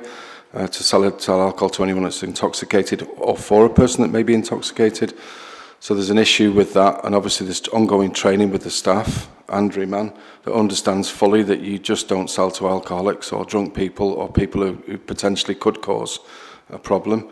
I mean, so are we going to stop selling alcohol to anybody just because they want to buy alcohol? I think there's a lot of responsible people out there. We're talking about the 5 or 10% maximum of persons that may want to cause issues. I was in the town centre myself last night, and I walked around and saw a few drunk people messing about, and there's 1 or 2 people causing trouble. The police picked up on this one guy, but had it have not been for him, it would have been a very peaceful night walking round. And I did think to myself, I was actually going to see an old client, and I did think to myself, wow, it's unbelievable how much noise can come from one person. So I totally understand it. But at the same time, going back to what I said previously, it's difficult to do anything once they are beyond the direct control of your own premises. If they're not coming inside, or even if they buy a can of alcohol from 8 o'clock and let's say 2 hours later they appear again, what are you meant to do to them if they're staying 10 metres away but still causing a noise or potential nuisance? I don't know. If there's a condition that you would propose, then we'd be happy to look at that. I mean, I'm not sure if Councillor Anwar could suggest something. He'll have his opportunity. But I'm thinking more about, for example, signage. I'm thinking if there's a repeat offenders, you know, people who are doing that your client would, you know, address them when they came back into the shop so that they're aware that it's not really acceptable. There is a section in the book which allows for banned individuals. And then obviously CCTV footage can capture the image of that person if they're banned and they're told not to come back. There's a notice on the door that's quiet policy that asks people to be quiet before they leave. Yeah, I think that answers the question, hopefully. Thank you. Lovely, thank you. Councillor Sokar? Yeah, actually, Chair, you have asked the question which I was going to ask. Yeah. I'm sure the applicant, Mr. Hassan, he knew the history of the shop, previous owners, yeah? License being revoked or whatever, what happened over there. Now, soon after he taken over, he applied for the this off license, yeah? Now, yeah, in your representation, you say every license is not granted, yeah, your client will be forced to close the shop. Yes. Yeah. So why he did not think that time when he bought the shop or bought the lease from the previous one? Why he didn't think about this? What will happen? Yeah. Sorry, if I can answer the question, I think answer to what I think is the right question. Obviously when you take up on a lease, you pay rent. So the fastest you can open the shop and get open to customers is the better for yourselves, for your own business. And the license obviously takes time to get that license. But there is temporary licenses that we applied for. Had the process have been smooth, had we have had communication with Councillor Anwar and came to an agreement outside of this hearing, then the 4-week process that we used would have been a lot smoother. We would have had the licence 3, possibly 4 weeks ago. But unfortunately, Councillor Anwar put the objection in but refused to talk to us. So we didn't have a choice but to then close the shop for that last 3 weeks. That's what we're talking about. So during the 4 weeks that we had temporary licences, that worked. That was a process that we advised because we know it's safe. We also had discussions with PC Swift. They used that time for during the temporary licences to see that there was no issues at the shop, and she was happy with everything. Otherwise, we would have seen the police here objecting. So my point is that Councillor Anwar is the only one that's obfuscating the process in this point and has made us come to this point without actually allowing dialogue. Hopefully that answers your question. Thank you. Councillor Bellamy? Yeah, thank you, Chair. I mean, we've heard that the applicant is willing to work quite well with the police. I'm just wondering would they consider that if there's any staff working that they've taken some sort of training on you know, licensing, and obviously make sure that they're aware of not to serve under 18s, or, you know, you have to look over 21 and all the rest of it.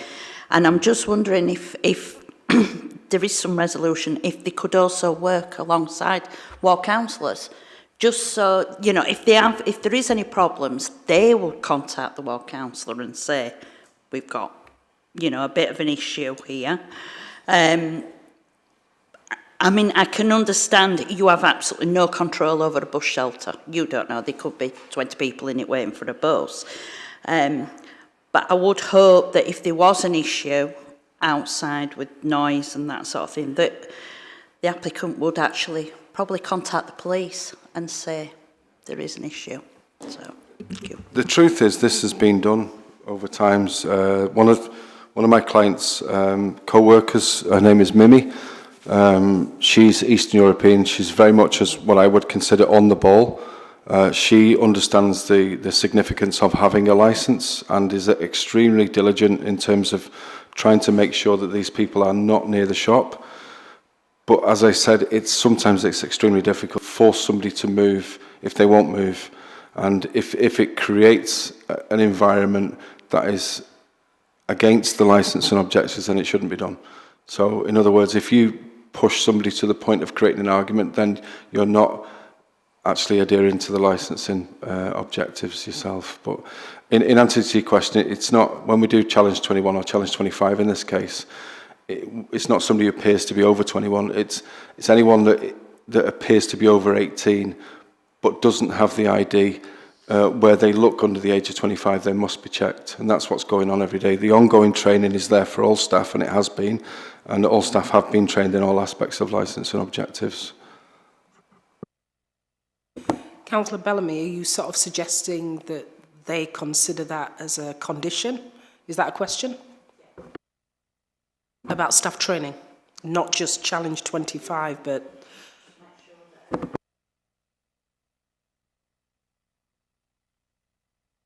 I'm not sure if you want to respond to that. There is already a condition in the book which states that staff training is taking place, and all staff must be trained. Okay, so other questions? Licensing officer, have you got any questions? No questions, Chair.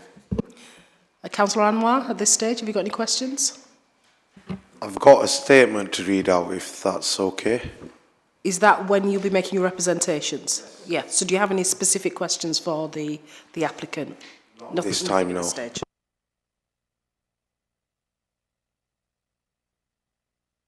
Thank you. So the next item is about the objectors. We have Councillor Anwar with us. There's also representations made by 2 other ward councillors, as you've said, just agreeing with what Councillor Anwar has had to say. So I think it'd be helpful at this stage if Councillor Anwar, you could make your representations now. Thank you, Chair. This is an ongoing issue since 2022. I live 400 yards from the shop, so I pass the shop on a daily basis in my car, sometimes on foot with my children. If you go back on the CCTV in the last month, I can guarantee on a daily basis there's 4 to 5 people drinking in that bus shelter. A bus shelter is for bus users to keep out of the rain or snow to catch a bus from A to B. It is not to consume alcohol. I'm going to refer to one of my residents as Mr. X because I don't want to reveal his name.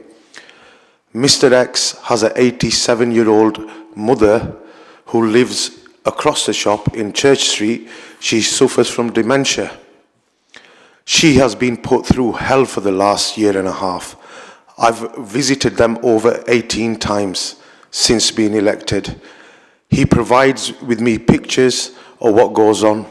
The final straw for me was, I don't know if Jordan can confirm that the images I sent him were published in the report. No, they're not included in the report. Right, okay. One of the images that Mr. X recorded was of 2 children, schoolgirls, that were consuming alcohol, believed to be bought from them premises in the bus shelter with another 2 adults that are there on a daily basis. Either the adults, I assume, bought it for the kids, or somehow the kids managed to get it and they were drinking there. That image is available if you want to have a look at it. On the 28th of August 23, there were over 50 complaints by residents that were sent in to Inspector Liz Lockwood. Just one moment, let me just get it in.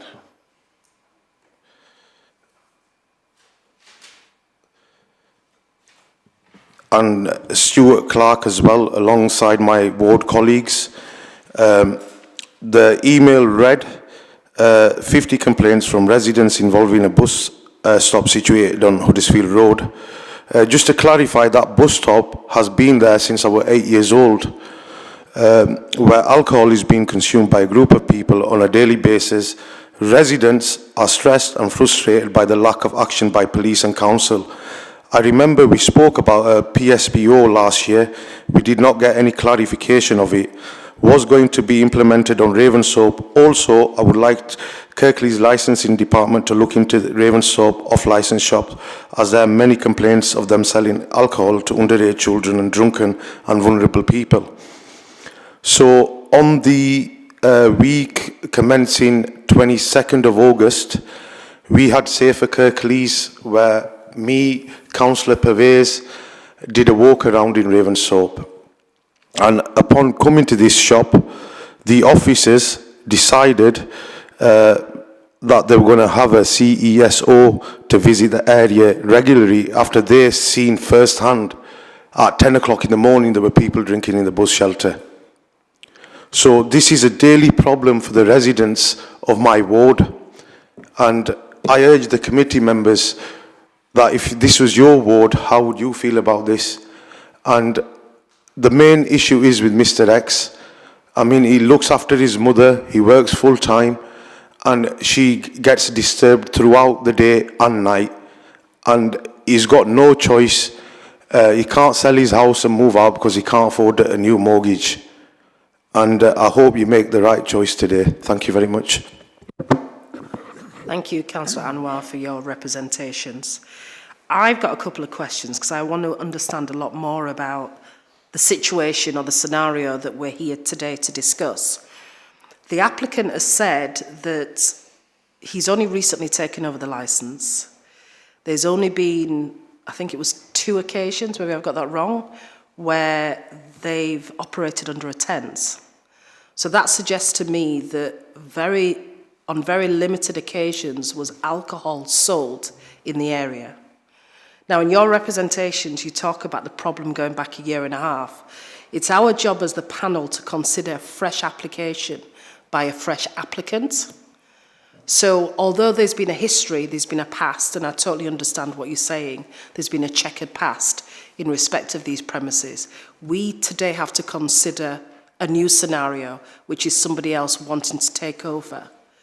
So what would be helpful as well is if you could sort of give your thoughts on this new applicant, because my understanding is he's come to this new, fresh, just taken on the lease and wanting to apply for a licence so that he can sell alcohol with a fresh new mind, a fresh new perspective.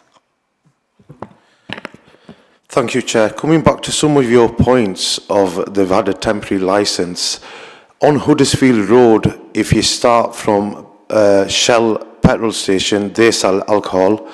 Then it's walking distance straight down the road. You've got Best One Express. Then you've got AK's on the corner of Kebab Range. They sell alcohol. Then you've got that premises that was revoked previously. They sell alcohol. Then after the client's shop, the applicant's shop, you've got Milko's who also sell alcohol. Across from Milko's in the shopping centre, you've got Home Bargains who also sell alcohol. So by these guys having a temporary licence doesn't mean much. The people that are at the bus shelter can get alcohol access from any one of them shops or walking distance because they're close by. They don't need to catch a taxi. They don't need to hitchhike. They can just go and get alcohol and come back to the bus shelter. It's a daily occurrence. I don't know, I can't count how many times I go past Huddersfield Road, but it's over like a dozen times a day. I'm travelling up and down. And every time I travel, there's always someone with a can of beer in the bus stop causing nuisance. And this can be confirmed by Safer Kirklees and also our local police station in Dewsbury. So if we was to limit or confine our discussion to this particular premises and this particular application, are you saying that these individuals you're talking about bought alcohol from this shop since Mr. Hassan has taken it over? Possibly could be. They could have bought it from the shop which Mr. Hassan owns or elsewhere. But you're accepting there's no evidence to support that? Obviously, there's no evidence. The only assumptions are they're always outside the shop. So any resident that sees that, they always point the finger to Mr. Hassan. That they're obviously buying it from there and they're congregating outside the shop. Okay, so you mentioned when you did your walkabout with, was it Safer Kirklees, on the 22nd of August, that there were people drinking on the street and so on. Was the shop open then? Yes, the shop was open at that time. Was the shop selling alcohol? I believe so. The council officers did attend and issue them with a warning. Thank you. I don't have any more questions. Councillor Sokal? No, Chair.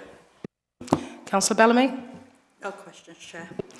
Licensing officer? No questions. Just to give everybody an opportunity. And now the applicant's legal representative, you can ask questions. Hello, Councillor Anwar. Hi. Just a quick question in regard to the timing of that walk around that you did. Would you agree that it's a truthful statement to say that your walk around happened before the new applicant took over the premises? If the applicant took over the premises in September, this walkabout happened in August. Sorry, if I just remind you of what I said earlier, the applicant actually took over in late October, so no, he wasn't there. Right, that's fine. If he wasn't the owner at that time, the walkabout was conducted in August like I stated. I did not state that it was Mr. Hassan at the time. Sorry, that was my question. Do you agree that having known that evidence, or having known that now, you agree that my client cannot be held responsible for what may have happened during the 22nd of September? Well, that's a bit obvious. If he wasn't the owner, then how could he be held responsible? It was the previous owner. But the point is, the issues are still ongoing. One more question, if you mind. At the beginning of your statement, you mentioned incidences over the last couple of weeks. I just wondered how relevant that information is to you as a committee, because my client's actually closed his shop for the last 3 weeks. How relevant that is to my client's application? Well, like I stated in my statement, the bus stop is a shelter for the drinkers and there's shops nearby. So when people see the drinkers congregating outside the bus stop, they automatically assume it is bought from them premises. That's including myself as well. No further questions. Okay, thank you. Councillor Anwar, I've got a few more. So, since the application was made, the applicant has put in some additional conditions for the panel to consider. I'm wondering if you've had a chance to look at those conditions. Thank you, Chair. I haven't had a chance to look at them conditions. Can I pass you a copy so you can have a look at those? What I'm wanting to know is whether it makes a difference or not to your objections today. Is that okay? Yeah, that'll be fine, Chair.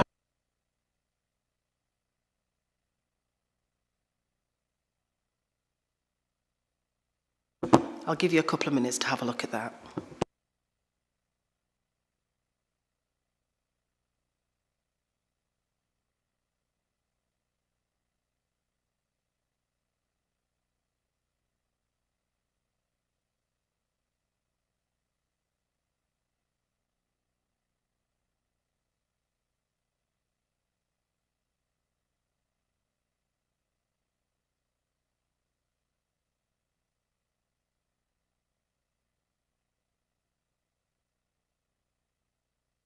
Could I just ask you a question, Chair, through to the licensing team?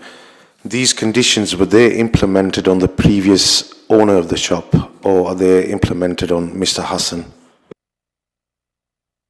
Do you mean, did the previous application have the same conditions? Yeah. I'm not 100% sure. I can check. Can we check?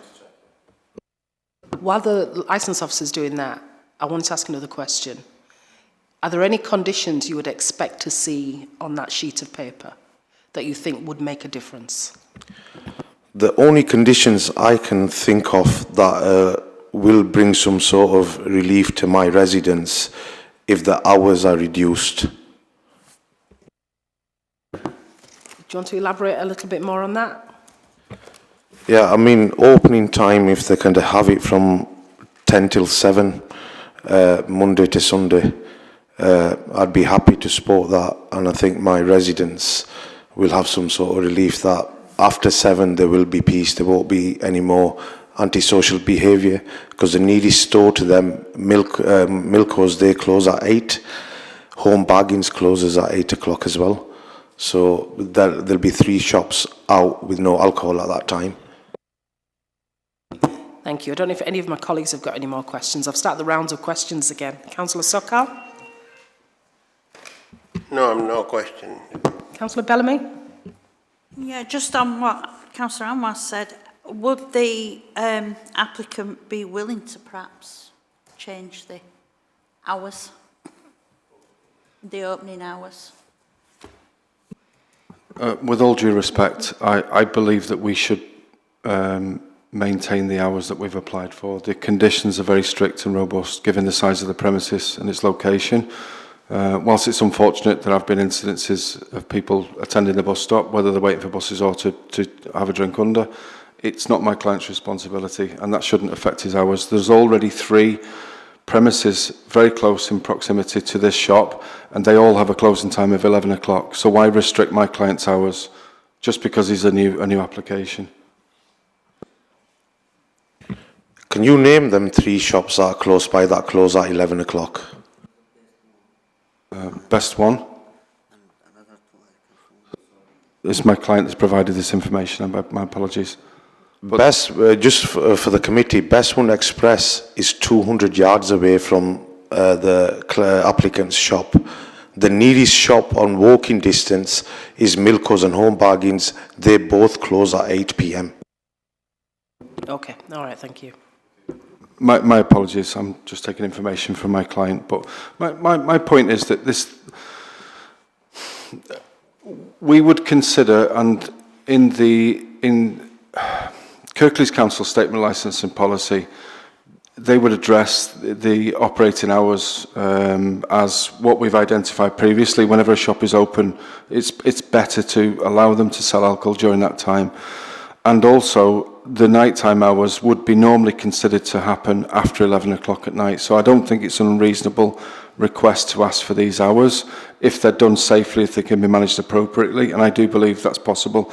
It's a real shame that the bus stop is directly in front of the shop, but the curtilage of the building, if you understand it as that, which is a line that separates the building from the public, that is directly outside the shop. So there's only so much legally, and that's the point I'm trying to make. It's what we can do legally to make this safe.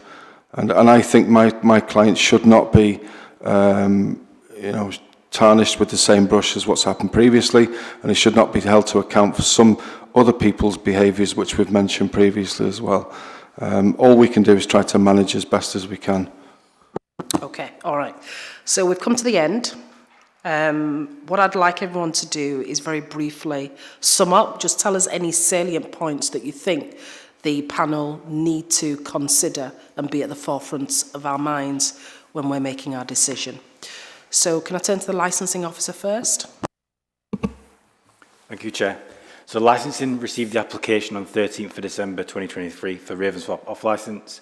They've applied for sale of alcohol Monday to Sunday 8 a.m. to 11 p.m. In total, 3 objections were received related to public nuisance. The premise did have a previous licence from October 2022, which was cancelled in September 2023. They have had 4 temporary events since the 14th of December 23, and we've received no complaints relating to these temporary events. When determining the application, members having had regard to the representations may take such steps as they consider appropriate for the promotion of the licensing objectives.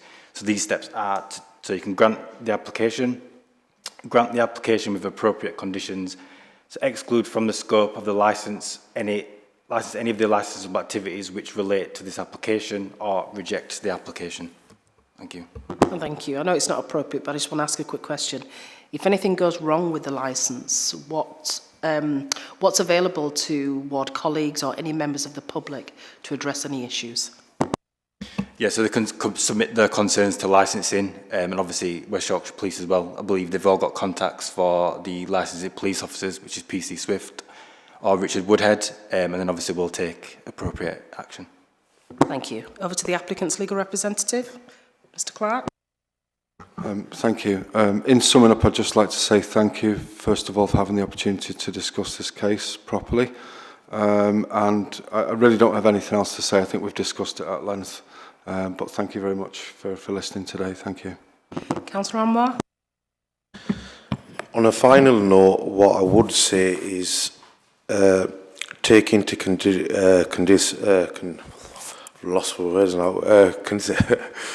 take into account of Mr. X's mother, who is suffering. I mean, I've got my 78-year-old mum at home. I'm sure many others have it in this room, and he's going through a tough time, and the last 2 years have been hell for him. I mean, I can't imagine the pain, apart from what he's only described to me after all them visits I've made to his house, and make the right decision. Thank you. Thank you. Okay, so we now need an opportunity to consider what we've heard. Can I ask everybody to step out of the room so that we can do that? Thank you.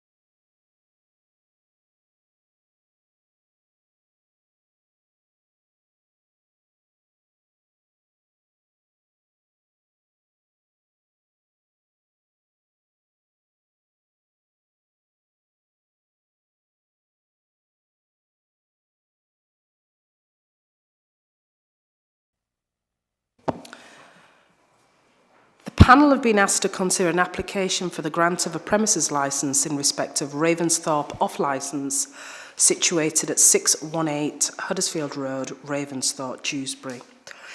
We've heard information and evidence today from all concerned, and also from Councillor Anwar, who's councillor for the area. After hearing the information that's been provided, we've taken the decision to grant the licence. To grant the licence as follows. So sales of alcohol off premises, Monday to Sunday, 8 a.m. to 11 p.m, with an additional 1 hour at the end of terminal hours on Christmas Eve and New Year's Eve, but with conditions, additional conditions. So as part of the procedure, the applicant has provided an up-to-date information about conditions on the licence, and what we'd ask is that there's further conditions just to clarify what's expected. So the first condition, in addition, is in relation to CCTV operation.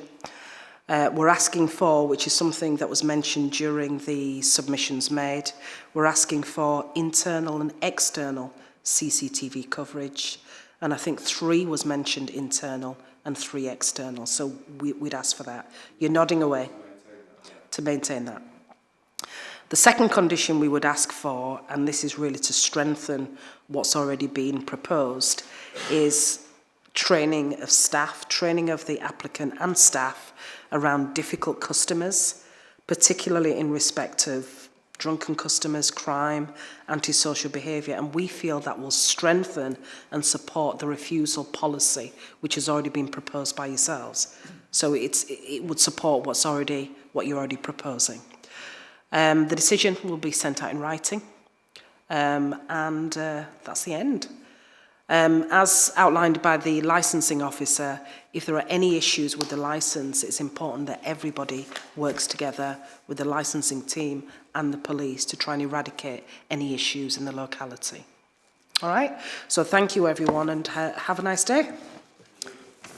Can I just say one thing?